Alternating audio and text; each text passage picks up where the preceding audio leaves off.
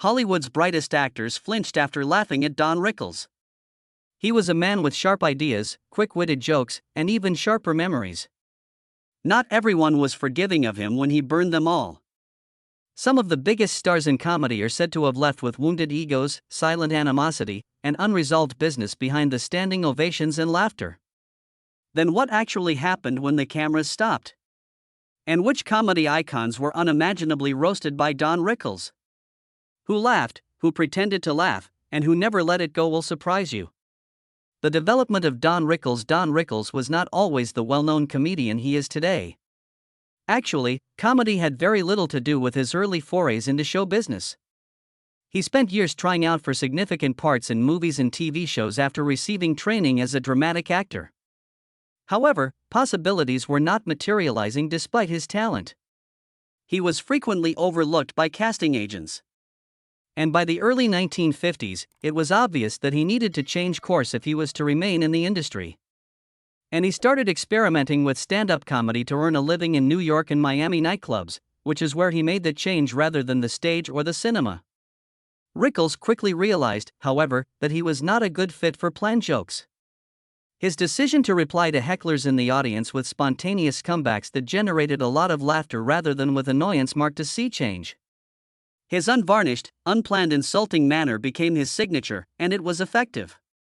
The fact that nobody was safe, the honesty of it, and the shock of it were all adored by the audiences. Rickles had something to say, and he delivered it without hesitation, regardless of whether you were a big celebrity or just a person sitting in the front row. When asked how he came up with his comic approach in an interview, he replied, "To be honest, the insult thing started out of lack of having an act. Many years ago, I stood on stage and impersonated Sophie Tucker while making crude jokes, and no one paid any attention." Rickles embraced the look that would come to characterize his career. It was a huge change. He wasn't merely making fun of the audience when he transitioned from aspiring serious actor to comedy provocateur. He made fun of himself, his friends, famous people, and eventually the most well-known figures in the entertainment business. Rickles was unique because he could offend without alienating people. Although his sarcastic remarks were harsh, they were mitigated with a grin and a punchline. It was a daring style, nevertheless. Many club owners were unsure about how to see him in the beginning. However, Frank Sinatra, the guy who transformed Rickles' life, was one individual who truly understood it. Sinatra traveled to Miami to see Rickles perform in the late 1950s. Rickles, who never shied away from a challenge, gave Sinatra a direct look and added, "Make yourself at home, Frank, hit somebody." However, Sinatra started laughing and kept returning rather than leaving. Sinatra began going to Rickles' gigs with his famous buddies. Rickles was performing in front of A-list audiences in Las Vegas in a matter of months. He suddenly became the main attraction. For Rickles, Las Vegas was more than simply a place. It turned to become his dominion. Rickles played sold-out shows night after night in casinos throughout the 1960s and 1970s. He mixed comedy, roast, and spectacle in his performances. The insults are more vicious when the audience member is more well-known. Nobody was excluded. Additionally, people wanted to see him more the more ridiculous he became. Rickles was also frequently seen on television by the middle of the 1960s. He made more than 100 appearances as a guest on Johnny Carson's Tonight Show, which was his big break. Both Carson and the audience adored him. Joining the now famous Dean Martin celebrity roasts, when Rickles stole the show with his daring jabs at everyone from Lucille Ball to Ronald Reagan, he also became a favorite of Dean Martin. When Rickles took the mic, even the other comedians on stage, many of whom were already legendary, became visibly anxious. That was his level of sharpness. Rickles was also able to secure a stable job in film.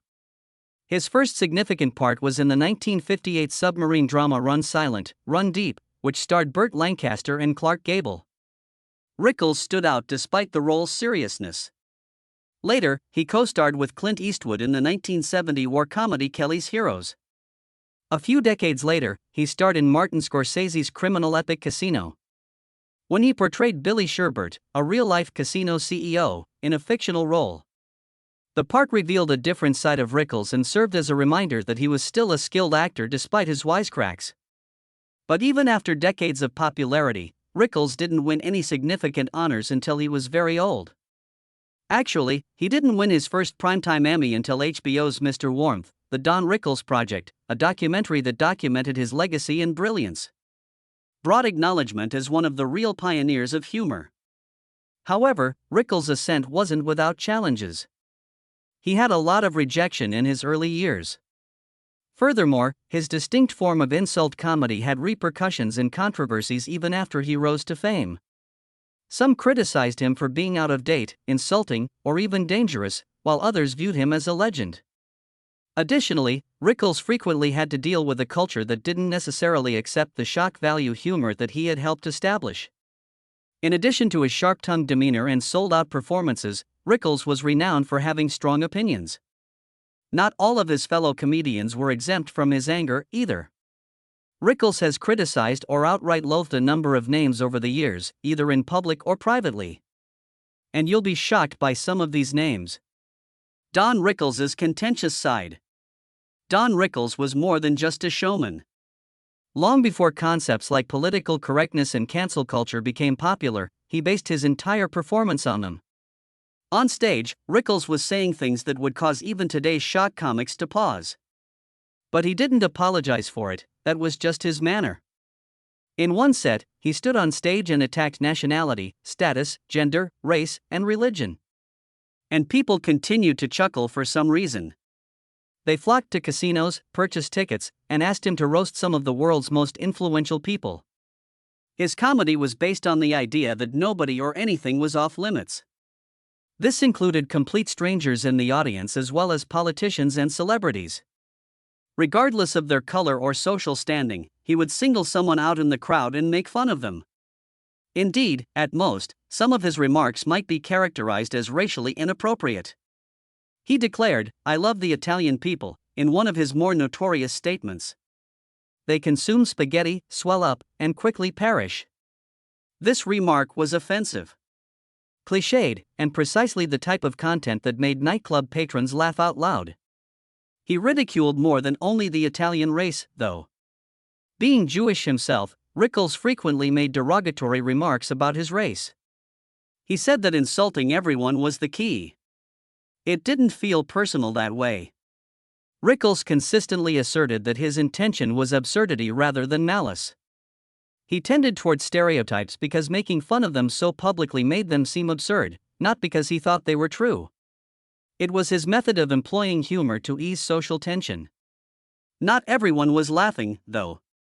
Many people began to re-examine Rickles' earlier work with a more critical eye as society started to change, particularly starting in the 1990s. Things that were formerly considered daring or edgy were now being re-examined as offensive or out of date. Particular criticism was directed at certain instances. Rickles made a joke on President Barack Obama at a TV Land Award ceremony in 2012, he said, "President Obama is a personal friend of mine," likening him to a janitor. Yesterday, as he went to the House, the mop broke. People laughed uncomfortably and criticized this humor. This one didn't go as well for Rickles, who had a career of disparaging every American president he encountered. It was deemed racially offensive by many, and Rickles' staff had to respond to the criticism. His spokesman insisted that Rickles was just being himself and had no malicious intent. However, the political arena was the one setting where Rickles' roasting approach was always successful. Rickles' unreserved manner was put in front of some of America's most influential individuals when he was asked to roast Ronald Reagan at his second inauguration celebration in 1985. Rickles performed his show with the same unafraid vigor he took to Las Vegas, in front of the president, vice president, first lady, and scores of other dignitaries. Black, white, Jew, Gentile, we're all working for one cause: to figure out how you became governor, he continued, glancing at Reagan. Everyone in the room, including Reagan, burst out laughing. Rickles had a strange power like that. He had the ability to utter things that seemed completely out of place on paper. It did, however, work when he delivered it with his trademark smile and stage presence. Even those who were being targeted laughed the loudest, as if he had a pass. An additional common target was Frank Sinatra. Rickles made contentious jokes that were only effective because Sinatra adored him. And the majority of Hollywood used to follow you once Sinatra gave you his support. Rickles never pretended to be sensitive or toned down his speech to fit the zeitgeist. Rickles stuck to his traditional methods even in his latter years, when many comedians changed their content to suit shifting tastes. However, it became more difficult to publicly defend Rickles' manner as the cultural landscape changed.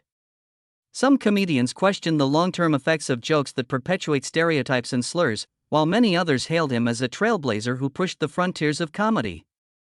The humor wasn't always understood by younger viewers. The nightlife circuit was unfamiliar to them. They were not raised during the Dean Martin roasting era. Additionally, Rickles occasionally sounded more like a relic than a legend to them.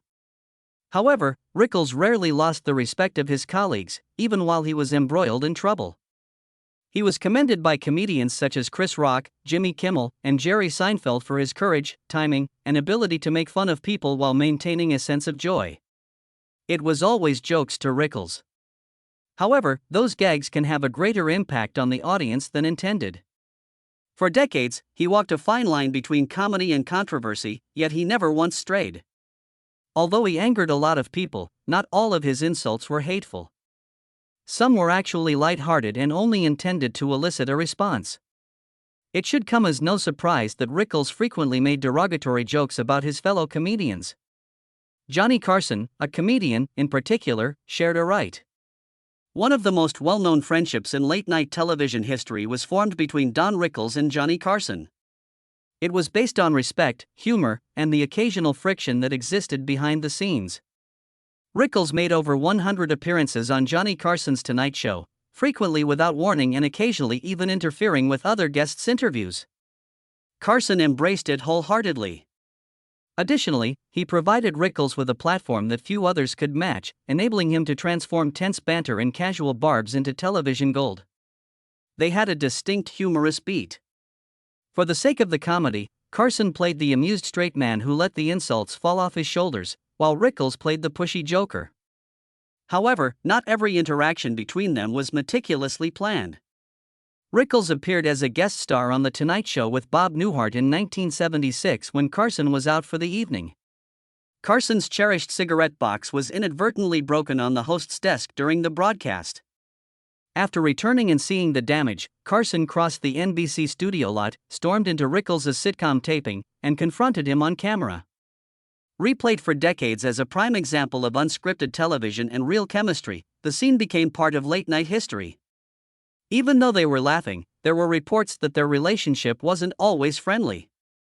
According to some stories, Rickles might have been privately upset over not getting the Tonight Show hosting job when Jack Paar resigned in the early 1960s. The part ultimately went to Carson, and although Rickles has never publicly expressed resentment, industry conjecture and rumors have long suggested that he felt his brazen manner had caused him to be passed over. It never appeared on the air, true or not. And they remained friends until Carson's retirement, with Rickles being one of the few visitors who could really surprise him. Rickles frequently praised Carson, calling him a genius and a giant of humor, even after he left television.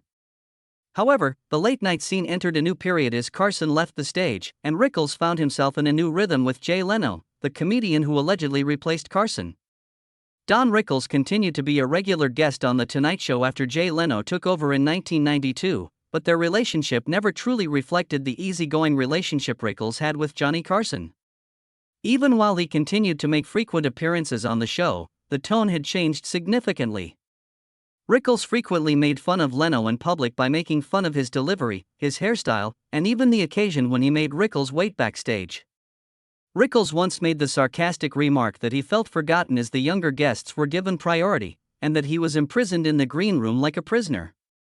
Although Leno played along and the audience laughed, some fans felt that there was tension underlying.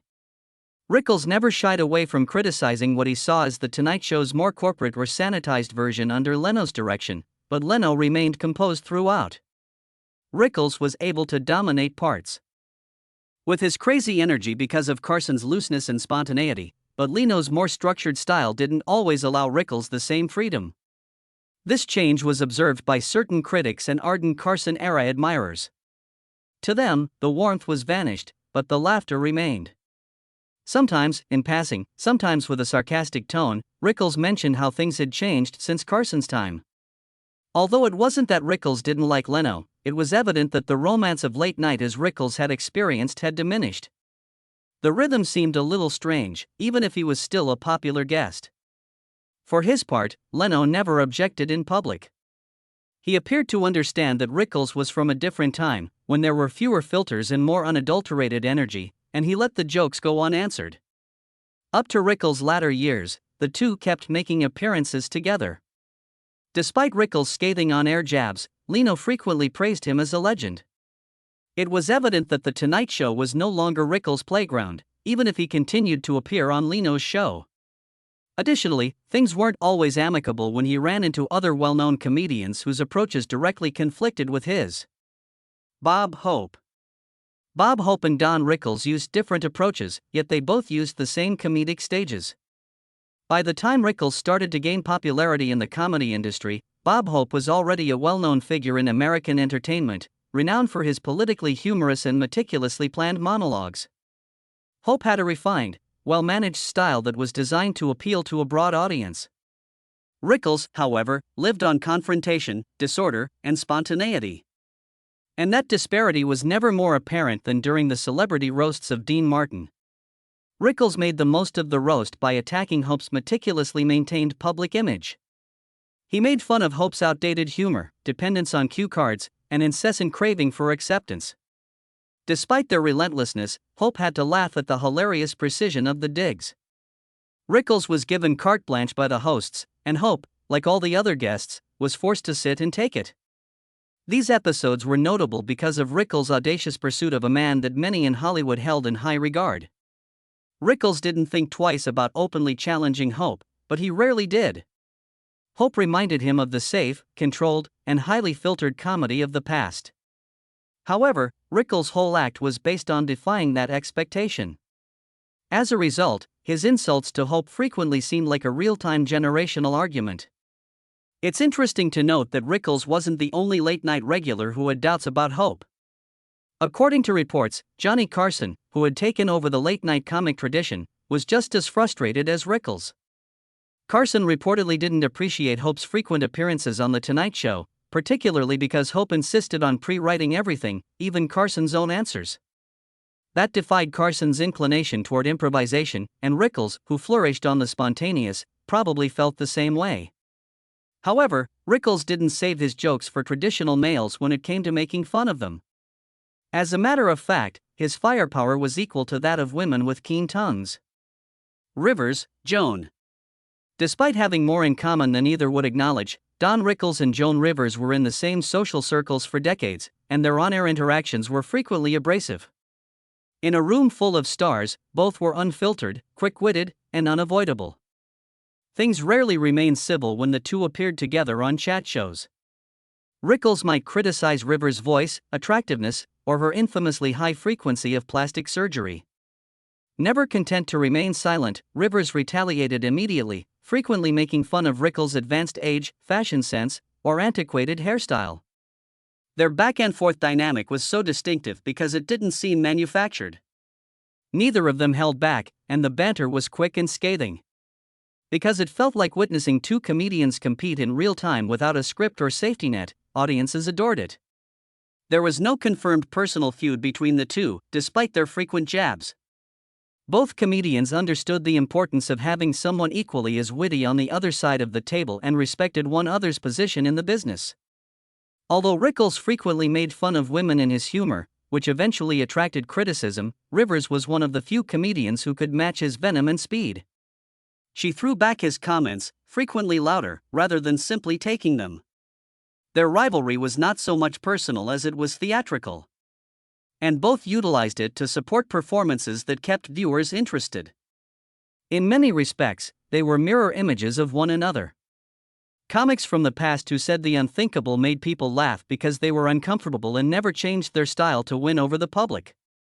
Their kind of insult comedy became less common as television changed, but taken as a whole, they embodied a golden age of comedy in which it was difficult to distinguish between hostility and admiration. However, not all comedians could compete with Rickles. And it wasn't all fun and games for one star in particular. Rather, they became overt discomfort, both off and on stage. Skelton in Red. One of the most adored characters in American comedy from the middle of the 20th century was Red Skelton. His approach was affectionate, emotional, and mostly centered on character work, clowns, hobos, and kind-hearted people who interacted with families of all ages. In contrast, Don Rickles' act was based on insult, sting, and quickness. The tones of the two comedians couldn't have been more dissimilar, and rumors have it that Rickles frequently thought Skelton's approach was out of date. Rickles occasionally made fun of emotional comedians who relied too much on pathos in his routines, and although he hardly ever named Skelton, his type of mild humor appeared to be a direct target. No concrete proof of open animosity between the two has been found. However, they did cross paths in unexpected ways. The ensemble comedy It's a Mad, Mad, Mad, Mad World from 1963 served as one example of an indirect relationship. According to reports, Skelton was asked to work on the movie but turned it down because of scheduling issues or potential creative disagreements. According to some reports, Rickles, who was left out of the final cast, had indicated interest in working on the film and was upset about his exclusion. Rickles was not included in the movie, which had almost all of the top comedians of the time, including Milton Berle, Sid Caesar, and Jonathan Winters. It's unclear if Skelton's absence affected that lineup, but the overlap gives their professional gap an intriguing new dimension. Skelton's whole comedic theory was frequently rejected by Rickles' comedy. Rickles brought discomfort and confrontation where Skelton offered whimsy and nostalgia. Rickles occasionally made remarks in interviews and on stage about how certain comedians were scared to offend people, which many interpreted as a subtle jab at performers like Skelton who put heart before edge. Nevertheless, both men had devoted audiences and lengthy careers. Rickles catered to fans who wanted something more unvarnished and unedited, whereas Skelton was popular with older audiences and conservative viewers. Rickles never hesitated to highlight the distinction between the two distinct ideas of what comedy could be. However, while Skelton stood for the gentler aspects of comedy, this next comedian was at the other extreme. Bruce Lenny. Despite emerging in the same age and pushing the limits of comedy, Lenny Bruce and Don Rickles did so in very different ways. With a bluntness that landed him in courtrooms almost as frequently as on stage, Bruce was well known for his confrontational, socially conscious routines that frequently addressed religion, race, obscenity laws, and American hypocrisy. Rickles, meanwhile, followed a very different path, even if he was as uncensored. He did not have political content. It was intimate and centered on confronting whatever was in front of him head-on. With one based on cultural criticism and the other on provocation for the sake of amusement, the two comedians represented opposing ideologies. Industry rumors state that Rickles appreciated Bruce's influence but didn't always relate to the content. Being a trailblazer, Bruce recognized that he had created a platform for comedians to freely express themselves, despite the fact that their approaches differed greatly. Furthermore, Bruce's savage humor did not sit well with Rickles. Seldom did their humorous ideologies coincide.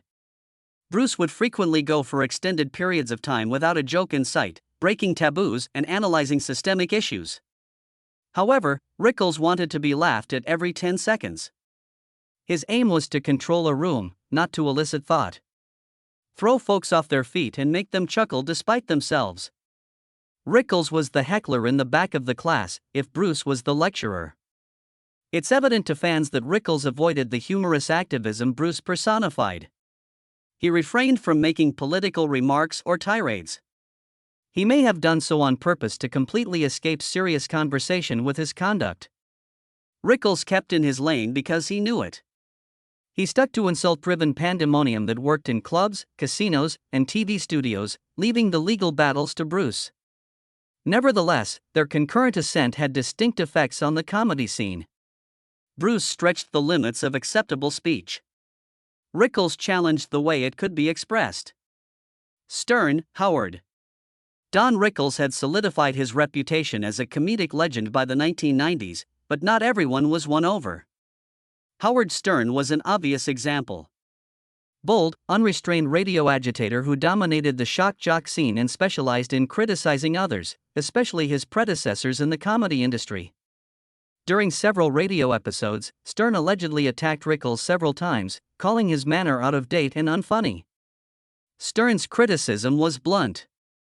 He presented Rickles as a holdover from a bygone era, a man whose quick-fire jabs didn't quite fit in with today's media. The jabs were powerful, particularly from someone whose confrontational honesty served as the foundation of his entire brand.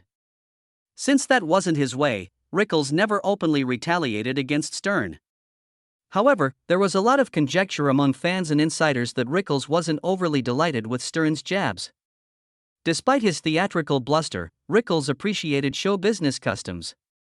He was devoted to shows like The Vegas Residency, The Variety Show, and The Roast. However, Rickles' world was completely different from Stern's Uncensored Radio, which was full of filthy interviews, explicit content, and a profound lack of respect for showbiz etiquette. Their conflict was generational in nature rather than merely personal. Comedy was scripted, practiced, and refined when Rickles was born. Stern flourished amid chaos, delivering unfiltered content to millions of viewers each morning. While Stern believed that everything was acceptable, including making fun of the very legends that audiences held in high regard, Rickles considered the stage to be sacred. However, Stern's tone changed significantly after Don Rickles' death in 2017. In his heartfelt homage to Rickles, Stern recalled the influence Rickles had on humor and referred to him as one of the greats. Stern's uncommon display of humility caused some people to take notice, particularly those who were reminded of the previous complaints.